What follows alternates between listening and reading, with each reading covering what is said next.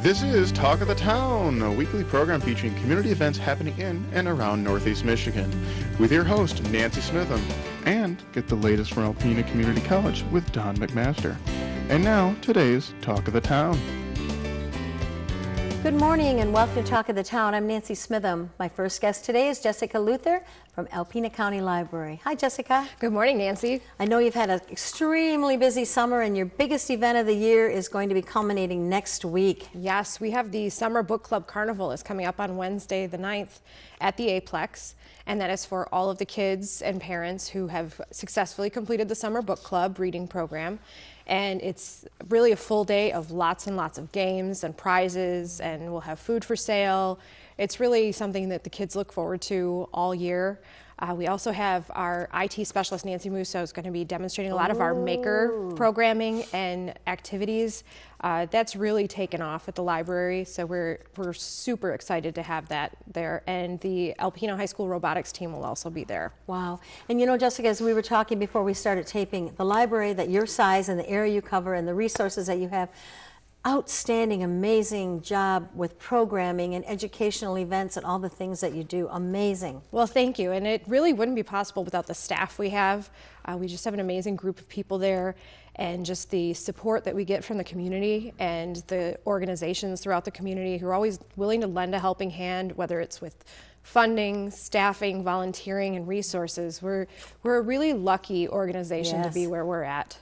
And we need volunteers still. We can use a lot of volunteers. I mean, this is going to be Sunday. This is airing on Sunday, but you still have time to call the library. Yes, we do. We would really appreciate volunteers for the carnival. It is a lot of games, and we get hundreds and hundreds of kids come through the Aplex, and it takes a very large team to make it a successful day. Next, what's coming up? So our Friends of the Library, speaking of lots and lots of volunteers, our Friends organization, I mean, they are definitely one of a kind, and they are just such a treasure to have. And they have their annual book sale coming up, and that is August 17th through the 19th. Okay. And that will be open to the public Thursday the 17th starting at 2. But if people want to join the Friends of the Library, they get to come for a special pre-sale. Yay. And that opens at noon that day. And if you really want to get the pick of the litter with the books, I think that would be the way to go.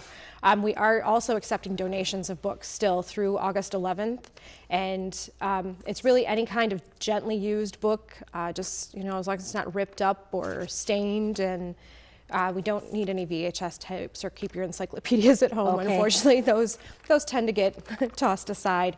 But yeah, we're really excited. The Friends book sale just seems to get bigger and bigger every year, and they will also be selling commemorative tote bags celebrating the library's 50th anniversary, and proceeds from that also goes to the Friends of the Library. And no matter what kind of a reader you are, you will find a book there that you can get at greatly reduced prices. It is amazing, just the stuff we see coming through. I mean, we get cookbooks, and we get how-to books, and then we get lovely, gorgeous children's books and nonfiction and fiction. It's just really amazing how generous people have been bringing their books in for this cause.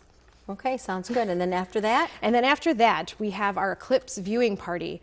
And I know Eric talked about that when he was here last month. And it's part of a broader program we're doing with the NASA at my library. And our staffer has put together a really cool day of solar activities to view the partial eclipse. We'll be at about 70%, but she's hosting these activities on the lawn of City Hall. City Hall has been so gracious to let us use their space. And we have the special sunglasses that NASA has provided for us so people can view it safely. There's going to be crafts and activities. There's going to be cookies. Everyone just needs to bring their own lawn chair and a sense of fun and imagination. It'll be a good time, and you don't have to pre-register or anything, just come. No, you just come. We're really excited to be able to do stuff, and that really speaks to trying to broaden a lot of our educational programming and incorporating more of the science into our literacy programs as well. And I know that school has been out and we're getting ready to go back to school again, so still time for kids to come in and get books, because it's a proven fact that they can lose up to a grade if they're not doing anything to stimulate their minds and keep reading through the summer. And it's great because they can come in, they get to self-select their books. It's not a guided reading list, it's just come in and check out what you're interested in doing. And then also for kids, I mean, I don't know if everyone's checked it out, but we do have the story walk at Bayview Park. Yes. And that will be there through October. And we're really excited because our author, who gave us permission to use her book, Otter Out of Water, has started a social media campaign and giveaway that if you use the hashtag Alpena Otter Story Walk and post it on your Instagram, your Twitter, or your Facebook, you can be entered to win a free autographed copy of the book. So that was really generous of her. How does the story walk work? So at Bayview, if you start by the playground, okay, there each post goes along the path, along the bypath, along the bay, and each one is a page from the book. And it's a really lovely book. It's very vibrant. The colors are great, and I've gone a few times with my kids, and we've seen a lot of people using it, and it's a really fun family activity to do with your kids, your grandkids, nieces and nephews. It's a really cool opportunity we got through the Northeast Michigan Council of Governments to get the funding to do that. Anything else? We're also gearing up for the book festival, which is September the 23rd, so mark your calendars. We have about 25 authors signed up to participate in some panel discussions, readings, meet and greets, and we have about half of those are new authors who have never been to Alpena, which is even more exciting for us. And proceeds from that do benefit the Read Adult Literacy program at the library.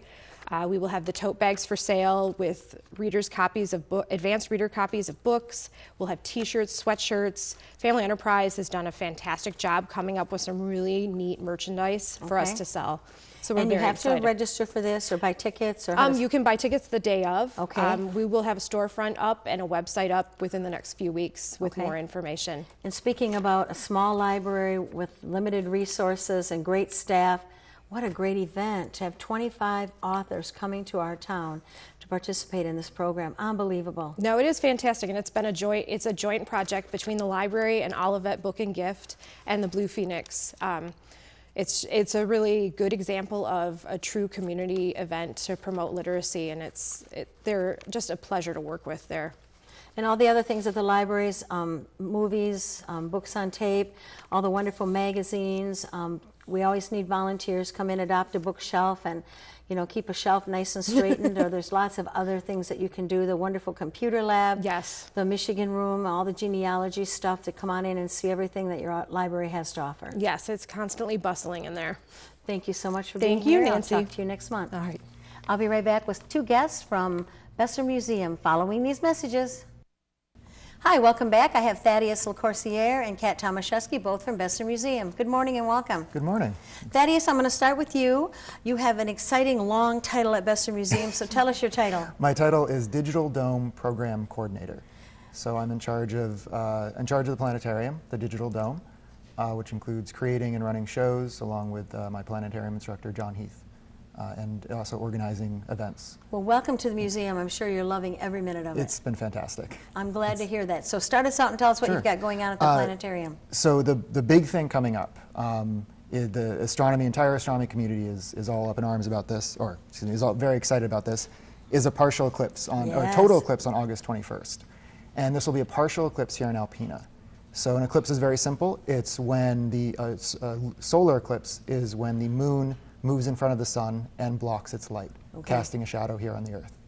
Depending on where you are, it could be a total eclipse, and you see the entire sun blocked out, or up here in Alpena, it'll be a partial eclipse. Okay. So it'll be in the part of the shadow of the sun. So that'll happen on August 21st. Like what time are we thinking it's going to happen? The maximum partial eclipse is going to be at about 1:30 in the afternoon. Okay. So that's when we'll see about 75% of the sun covered up. And our last guest was just talking about a big event that they're doing to celebrate that. How exciting that everybody's jumping on board and making it visible and something for all of us to be able to enjoy. It is, and we'll be able to see the eclipse. Because it's partial eclipse, we'll have to wear solar glasses to see the entire event. And we have solar glasses that we sell at our museum. Okay. But whenever we get eclipse glasses, and these are what we're selling here at our museum. Okay. But whenever you buy eclipse glasses, the important thing to look for is actually on the back side. So the shiny front is cool, but you're going to want to look on the back and make sure that you see a certification, which is ISO 12312-2-2015. Okay. But it verifies that these are safe to look at the sun with. Okay. And we're using glasses, we purchased them from Rainbow Symphony, which is an approved vendor and is highly recommended and is safe to use. And that's very important that people do that. Yes. I mean, please don't look at the eclipse without the glasses on. Don't do this at home. Don't do it. Yes, you can use eclipse glasses anytime you want. They're solar glasses, but make sure you are wearing them if you're going to look at the sun, because the sun is very, very bright. And I know you've had a tremendous attendance at the Digital Dome of late. So what kind of shows can we see when we go? Our show schedule right now is we are doing a featured show throughout August, all about the eclipse at 3 o'clock throughout the week and at 1 p.m. on Saturdays. That's Eclipse 2017. We're also doing shows about our night sky. So all throughout the week and into the weekend, I'm talking about our solar system, galaxies and constellations in the sky, different deep sky objects. The entire show schedule and the details can be found on our website, VestrMuseum.org. Okay, Kat, you're next. I know you've got so many things to talk about. First, I want to talk about our Catherine V fundraiser coming up. So we are having this is our fourth annual. A little longer there, my dear. Yep, Fisheries Heritage fundraiser. Okay. And the Catherine V is a 1928 commercial fish tug, and we are including that as well as the DNR research vessel Chinook and our Great Lakes Fisheries Heritage exhibit. Okay. So on August 18th from 5 p.m. to 8 p.m. we'll have this fundraiser. It's not like a set time. Come whenever you can. And we'll have the Roger City Kiwanis fish wagon there. We'll have whitefish dinners. It's going to be spectacular. Music by Dan Ager and friends. Tuffy Cross, who is the chair of the Catherine V Committee, will be giving guided tours of the exhibit and the progress they've made. He'll be doing little mini presentations showing where the Catherine V started and where it's at now. It is so amazing because the average age of these volunteers is like 75 to 85 years of age. Okay. And they are so dedicated, putting in thousands of hours in this exhibit over the years. Well, I remember seeing it the day it was towed from Roger City going down the highway and brought to Alpena, so I'm so excited to see it when it's finally finished. Yes, and it's not quite finished yet. I mean, we're still making progress on it, but each year you can see how much progress they're making. Wonderful. Because everything is like, it's like building a house, one brick at a time. Exactly right. Exactly. Okay, next. So next, I want to talk about our Best Foot Forward. So this year, every year for the last 30 years or so, we've done a juried art exhibit. And this year we are taking a break from that to do what we're calling Put Your Best Foot Forward. So it's a non-traditional, non-juried exhibit, and anyone can enter. It's $20 an entry, and you can have up to 5 pieces in the art show. So it's a total of like $100. And there's a constraint, though, that it has to be 12 inches by 12 inches. Or if it's 3-dimensional, like 1 cubic foot. So the invitation, which you can get on our website or in the museum, is 12 by 12. So you can use this as your ruler. Perfect. They planned that well.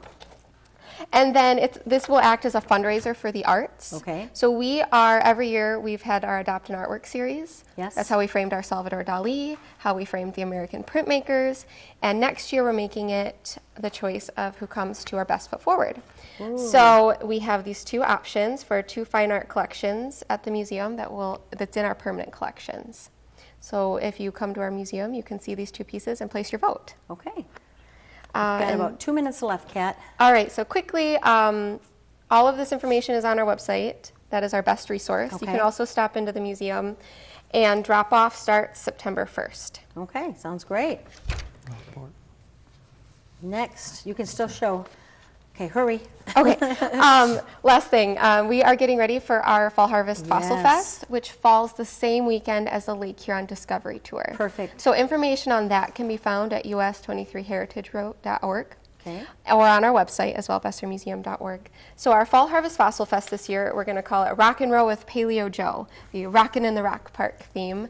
We're going to have live music. Everything will be focused around music and fossils. Yay. It's going to be a lot of hands-on fun for the family. We'll have bus tours to local limestone quarries. Okay. We'll have fossil hunting with Paleo Joe. We'll have some great personalized planetarium presentations built by Thaddeus over here. And every year people say, I came last year, should I come again this year? Well, every year it's different. Yes, always. We want to make sure we give everyone the staples that they expect, like the planetarium shows and the fossil tours and everything. But we always want to make it something special that you can come back to year after year. Okay, and for more information, the best place to go is your website. Yes. And that address is? VestrMuseum.org. And Thaddeus, once again, congratulations on Thank the you.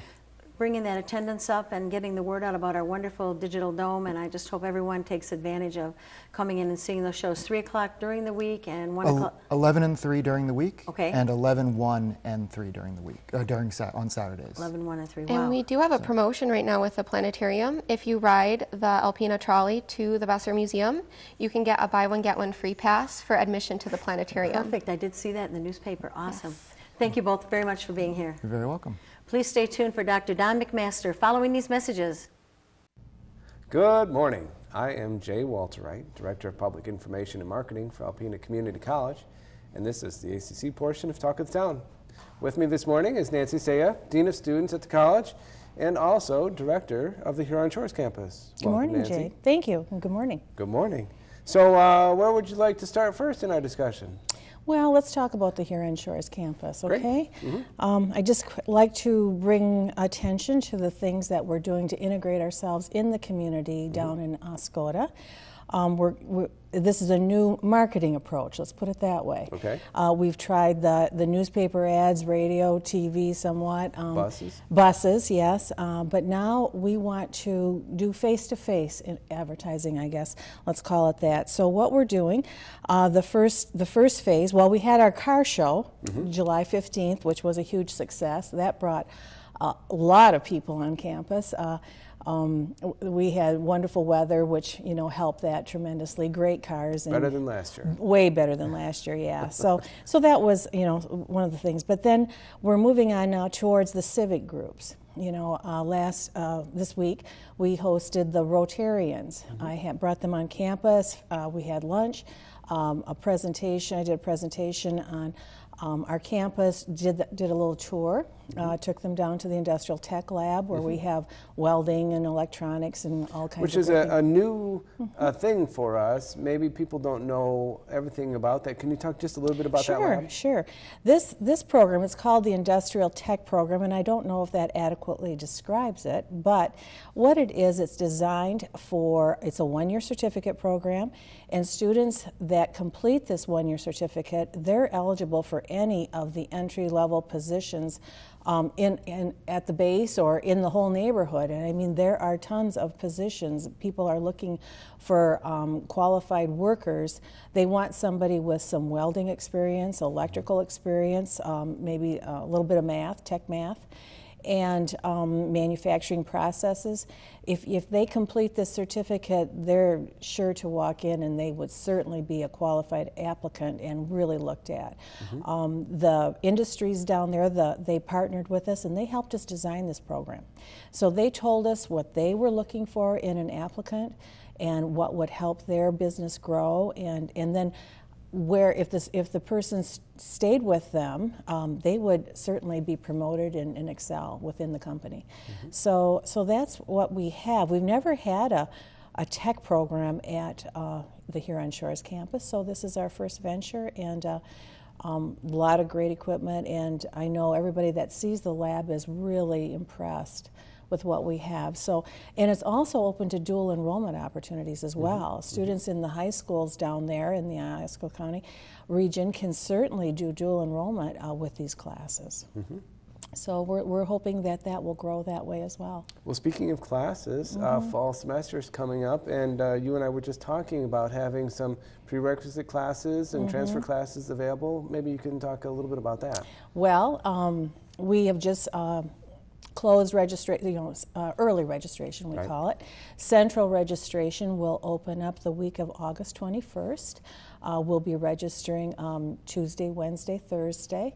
And then on through the weekend, to the start of classes on August 28th. But Tuesday, Wednesday, Thursday, students can come to the main campus or down to the Huron Shores campus, see an advisor, particularly their advisor, hopefully, and get enrolled in classes if they haven't already done so. Yep. And what classes are we offering?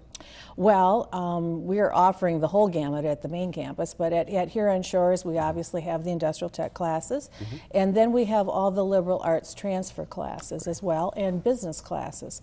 So, and of course some, art classes, and new this year, we are offering a yoga class. Really? Yeah, so and it's almost filled. I have 2 spots left. I'm really excited about that, and it's something that I think the students down there were looking for. Something different, and it would transfer as either an elective, depending on your program, or possibly maybe even I'm stretching it a little bit, but it could be under a fine arts humanities type class.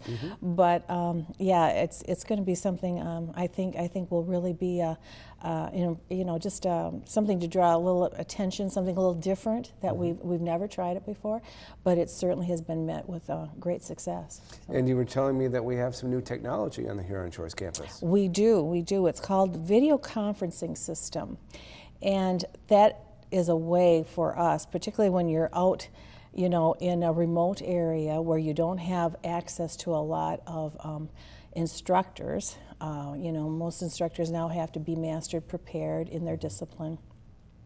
We can now partner, we can have a class taught up at the main campus, and via video conferencing, the students down at the Oscoda campus can be right in the class. The video conferencing system, to describe it, it's like a 10-foot long screen, and the clarity is amazing. It's like you and I sitting right here. It's probably the best TV picture you would ever want to see, and it has a couple big eyeballs, and they follow the instructor as the instructor walks across the room, and it also has a way for it to zoom in on anything the instructor might write on the chalkboard or the whiteboard or the overhead projector, that they have, and so it's like you're right there. It's certainly better than the old ITV way that we used to offer classes. But anyhow, there's a system now all built and ready to roll at the Oscoda campus. We started it last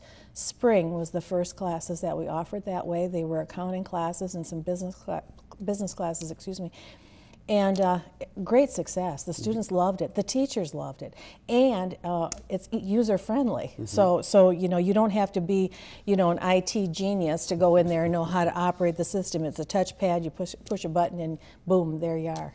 So it's really cool. So speaking of that, since we do have that. We now are looking to offer an LPN certificate program at the Huron Shores campus. Because we do have all the prereq courses there at the campus face-to-face, except for one microbiology class, and that we will be offering video conferencing. And then when it gets to the time of the theory classes, those classes will be beamed from main campus down to the students at the Oscoda campus. Great. And then we have a couple clinical sites that have partnered with us, Tawas St. Joseph Hospital. I'm not sure if that's their correct name now, but that hospital, and the tender care unit behind us on the base. And so students now won't have to travel anywhere to get that LPN certificate. All right. So we're excited. That is very exciting, and I would encourage everybody to stay tuned.